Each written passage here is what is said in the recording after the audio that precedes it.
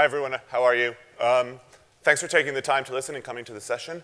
I realized this morning, as people were explaining their different qualifications, talking about their background in education, that I don't actually have any formal background in education or learning. The only thing that I'm allowed to teach is swimming lessons, and I think my license for that expired in 1996.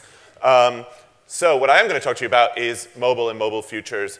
I know a lot of you are really enthusiastic about that, and I know a lot of you have a lot of experience in that. So hopefully what I'm going to do is give you some food for thought about some of the trends that I see coming up and some of the things that I think are going to be important in the next couple of years in the space, and illustrate that with some examples of things that I've seen out there in the industry that I think are really great, and also some things that I've worked on and been involved with myself. Ooh. Okay, so there's all sorts of different definitions of mobile, and this is the one that I like the best. It's any interaction with an audience member on a portable device or in a mobile situation. It's not talking about handsets. It's not talking about tablets. It's not talking about one specific network. It's taking the broadest definition of this type of media, of this type of experience. And that's one of the things that I say to people a lot of the times when they ask me questions is I say, think about the audience and the situation. Don't think about specific technology. People come and say, oh, can we use SMS for this? And I say, well, let's find the right technology for the right situation, for the right audience member. Probably not putting megaphones on their heads, though, but it makes the point. So the first trend I want to talk about is what I call mobile as a lens on the world. And this is something that's sort of just starting to come to fruition, and I'm showing you the end game first. This is a contact lens that's being developed at the University of Washington that wirelessly receives data and can place it in your field of vision. They're not going to be here tomorrow. Don't go to Specsavers looking for them. They'll just send you away. Even these are too small for that type of technology right now. But the reason I show you this first is because I think it illustrates the trend. And Linda Stone, who's one of the kind of great speakers about digital theory, talks about a shift that's going on, what she calls a shift from conscious computing to unconscious computing. And I think that that's what mobile is doing for us. So we used to get involved in computing by thinking, I'm going to go turn on the PC that's in the back corner of the spare room and do computer things for a little bit. And then we got broadband, and things moved on. And so it was easier to do that. You didn't have to go and boot something up. You didn't have to go and constantly dial up to the internet. And that got a little bit better. And now we've got mobiles that can go. So we have persistent connection to the internet, but it's not constant. You still think, oh, I wonder if I have email. Oh, check. So it's getting easier and easier. But what happens when, in the future, you just see that you have an email, you know immediately, and you don't have to go to another device. You don't have to do anything different. It just becomes a part of your behavior to interact with digital media and digital experiences. So, a little nearer term, I'm just going to show you this. You can just watch it while I'm talking. It's called WordLens, and it's an app that's come out recently. I read about it, and I thought, nah, it doesn't work. There's no way that that can happen. But if you can see what it's doing, it's like a dictionary, and it translates foreign languages for you. Now, are there any language teachers here? No? OK, yeah, a few. Don't worry, you're not out of a job just yet, because it can't teach you how to speak and communicate in those languages. But I was thinking that when I was in Korea, this would have been really, really helpful. And so I want you to imagine this as the way that the technology is changing the way that we view language and the way that we interpret language and deal with messages from different people. Show you one more example, which is similar. This is Wikitude. Wikitude is an augmented reality browser. So augmented reality is the ability to use the camera on the phone like an eye and then overlay content and directions onto the real world. Now, the thing that's really cool about Wikitude is that it's completely open. So it takes data from other parts of the web, like Wikipedia, like YouTube, like restaurant listings, and it lays it out in front of your eyes. And so in terms of learning, I think this is a really, really different way of interpreting the world around us. This is learning by seeing, learning by doing. And the other thing that I think is interesting about it is that you have to learn how to actually create content and how to create media for these types of situations. When you're creating a Wikipedia page or editing a Wikipedia article, you're probably not imagining that it's going to be overlaid on the building that you're writing it about. But actually, these things are starting to happen, and these are new things that learners of all ages, particularly the people in this room who I imagine are all quite future-looking, are going to have to be thinking about. The next thing I want to talk about is mobile as a storytelling device. Even before we had mobile phones, regular phones were something that we picked up and we talked into, and that still makes up for huge use in the mobile space. But these tools can be, these mobiles can be extremely creative tools as well. And so that's a great way of us teaching each other and also learning how to create stuff by doing. So I was working at the BBC when Michael Jackson died, and it was a really, really fascinating way for me that the story evolved that night. Because if you think back, if you were in Europe at the time, the reports and the announcements came through sort of just after the evening news. So most people had turned off their TVs, they turned off their radios, the computers had gone to sleep for the night, and people were getting ready. And when we did research, real people told us this. They said, oh, yeah, the first way I found out was via text message. And I thought, oh, no, that can't be true. So then they went and they forwarded it to a few people, did you hear this? Well, then they went on to Twitter to verify because they didn't want to start the PC up again. They could just check on their phone, or they went someplace else on the web, started looking for rumors. And the really interesting thing is that we found out that a lot of people, not everyone, but a lot of people found out about this story because they told each other through their mobiles. So they were using the rules of social media on Twitter, Facebook, through search, through text messaging, to tell each other this story. And that was how they got this knowledge. That was how they learned about this big news story in the entertainment space. This is a project that I've been involved with on a voluntary basis for a while. It's called Ends to Ends. And these guys are the 4 directors of the project. I'm an advisor. And they are 4 guys who come from a very, very rough background. I live in a place called Brixton in South London. If you're a Londoner or if you know the UK, you'll know it has a pretty rough reputation. And these guys come from some of the toughest housing estates that there are and have all been in some form of trouble in the past. And when I met them, they said to me that they felt that part of the reason they got in trouble was because the media was giving them a raw deal. It wasn't telling their story the way that they felt to be true. It wasn't authentic, and it was slanted and biased. And what they wanted to do was tell the story themselves. And they wanted to start a website to do this, and they wanted to start talking to people digitally to do this. And so what I've done is I've worked with them over the last couple of years to launch Ends to Ends website. And in Ends, in urban speak, is a neighborhood that's controlled by a territory. So this is about bringing people together. And everything we do is about bringing people together and getting young people collaborating, getting them to tell their stories together, and getting them to teach each other the media skills that they need in order to do this. So there's different levels of learning and communication and collaboration going on here, all with young people. And so they've managed to launch the site. It's become quite successful for London. And today, one of the things I'd like to do is announce that we are going to be expanding into other cities, and we are looking for people who would like to do a project like this in their own cities. So if people are interested, please come find me afterwards, and I can tell you more about it. And finally, the other thing I want to tell you is a little quick anecdote about these guys. They're always on their BlackBerries, right? A lot of them don't even have PCs. They write their articles. They do everything they can on their BlackBerries, secondhand BlackBerries that they've bought in the local market. And I found out recently that one of them is actually doing this fantastic creative project where he's using BBM, which is BlackBerry Messenger, the free messaging service, to write serialized novels or serialized stories and broadcast those. So he's actually found a way of using this as a broadcast mechanism and is getting people involved in stories and storytelling and going back and forth, and very, very interesting. The next project is a project called Stroom. I've had a little bit of involvement in this project, and what this is an interactive video remixing platform that runs in a web browser. And what I've been doing is working with them on looking at how the mobile makes things more immediate and makes it easier to shoot, stream, slice, and share. And so what we're doing is tying in how mobile works both at the shooting phase but also at the sharing phase, and how can you socialize this, and how can you get people to collaborate and teach each other how to edit videos? How can they learn about new stories, learn about new editing techniques, learn about other collaborators, etc. in this space.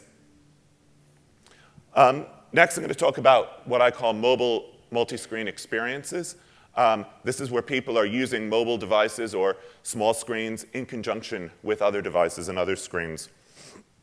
Here you'll see a video of a new device that's come out. Incredibly hard to get your hands on, so I haven't actually used one. So it's not an endorsement, but it's a good example. It's an articulated two-screen device that is designed as a learning device. So it's designed to work with textbooks and classroom content. It lets you multitask and do all sorts of cool things like take notes on one side and read on the other, watch videos of the things you're reading about, browse the web, etc. And I think we're going to see more and more of these. If you saw the stuff coming out of CES last week, there was a new laptop that debuted that you actually plug your mobile into, so it becomes a two-screen device. And I think the opportunities for these in terms of learning, I mean, this is very literal kind of classroom-type learning, are huge because it lets you do multiple things at once, and that's something we see more and more with young people these days. But there's also the casual multi-screen experience. I suspect a lot of you have done this without even realizing, but have you ever texted or tweeted while you're watching the news? Have you ever commented on Facebook based on what you've seen on the news or on a current affairs program and tried to use that as a means of either spreading knowledge or gaining additional knowledge? That's the beginning. That's the behavior that spurs these types of experiences.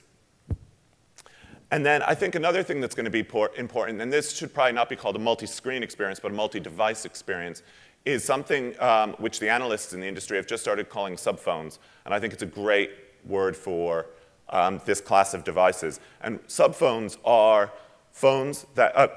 devices that have phone technology, mobile phone technology in them, but that aren't actually telephones. They don't make phone calls. They don't send text messages. So the really obvious one that lots and lots of people, I suspect, got for Christmas this year is the Kindle, completely on the network, completely hooked up for delivering content, but it's not a phone, doesn't make phone calls. And then another example is the Adidas Mi Coach, excuse me, which is a device or a system of devices that helps you monitor your breathing, your heart rate, and adjusts your music, etc., whilst you are running or exercising, and then links in with your computer to create charts and stats and all the rest of it. So you can learn all about what's happening with your body, learn about your exercise program as you move. And when people use these things in conjunction with other screens and other devices, it magnifies the power of the experience. So I think these are all important. And this is one that I call the web strikes back, and it ties into how I think that mobile can help with connecting the rest of the world onto the internet and connecting with audiences in places that haven't traditionally had broadband and had PCs. And that's not just the, quote, developing world. That's also with the world of guys like I showed you with my Ends to Ends group. Those are guys who, when I met them and they said they wanted to do this website, I said, great, who's got PCs? They don't have technology at home. They live in the middle of London, but they don't have technology at home. They don't have broadband. So yes, this is about the developing world, but it's about all the people who aren't connected in our, the Western world as well. And over the last couple of years, everything has gone kind of app crazy in the mobile space. And I think apps are great. I use them all the time. And so when I talk about this trend, it's not to sort of be religious and say, oh, I don't like apps, or oh, it's only about the web. But there is this debate about the role of apps and the role of the mobile web. And things have gone very, very app-centric over the last few years. And I think one of the things we're going to see this year and in the next couple of years is the re-rise of the mobile web.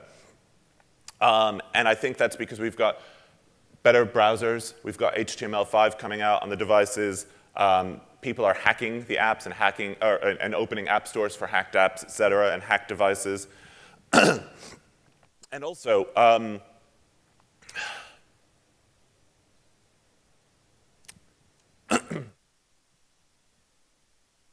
sorry. And also, the predictions in the developing world are that there's going to be something like 3.5 billion users of mobile phones in Africa. And let me tell you something, they're not all going to be smartphones, and they're definitely not all going to be iPhones. So the way to get to those people is going to be through the mobile web. It's still a simple, lightweight way to communicate with people. This is an example from the BBC, from when I worked there. The World Service saw that, that there was an appetite for this type of content. And were very, very successful in going out and launching a number of African language services. So this is just a screenshot from the Swahili one. And when they launched these, our results went through the roof.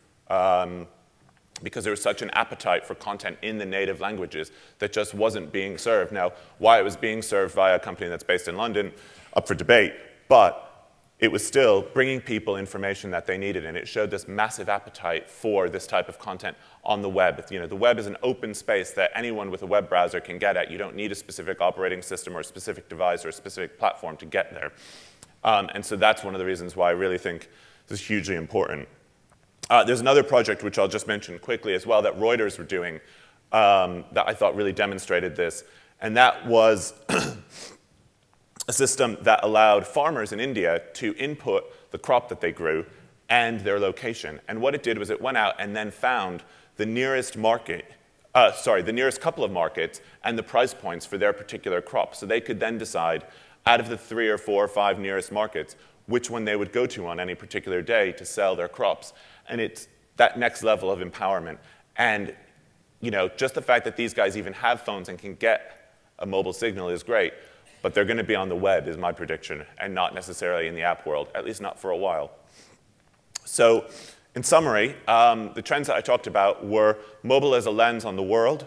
That's changing the way that we interpret things, a constant kind of interpretation, constant digital experience. Mobiles as storytelling devices. Talked about multi-screen experiences and the importance of the mobile web in the developing world and audiences that haven't been connected in the past. So thank you very much. It's been a pleasure to be here. Look forward to some questions.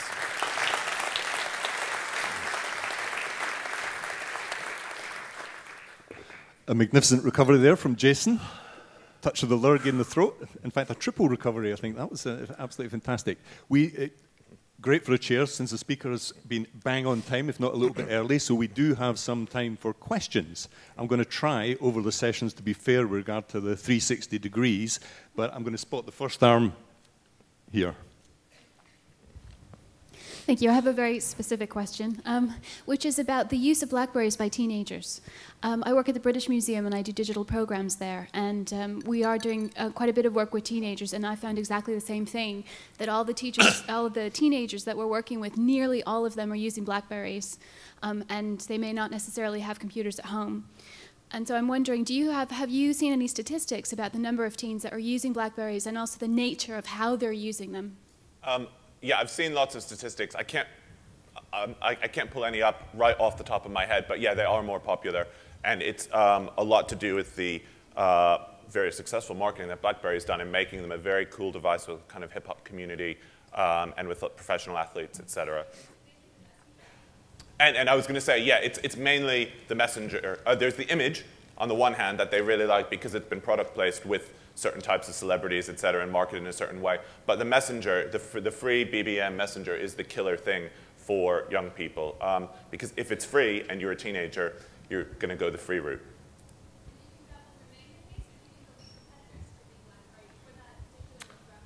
I suspect, given the popularity, that the market will come up with competitors. And there's some apps that offer free messaging as well on the iPhone, et cetera. But it remains to be seen exactly what's going to happen. OK, there's another question behind you, Jason. Yeah. So, Mike, thank you. Thanks.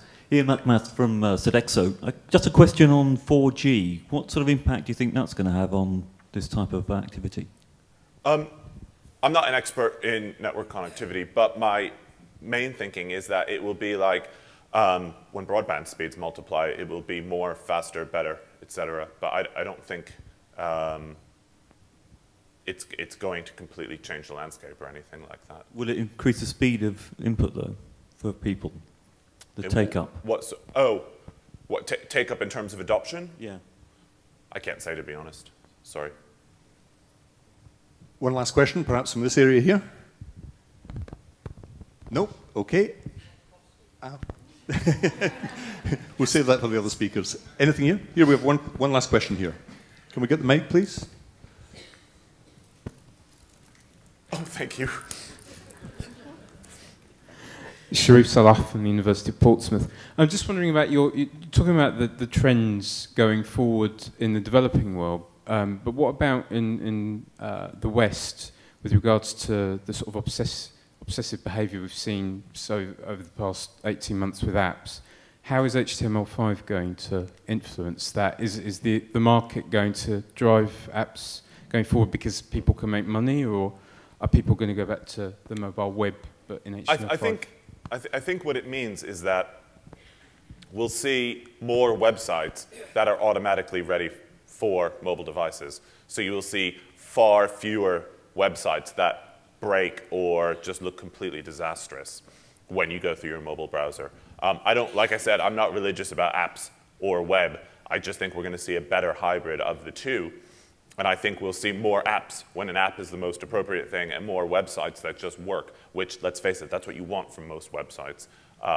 You know, I mean, when I first got an iPhone, I went to YouTube and it didn't work. I was like, well, what's the point of that?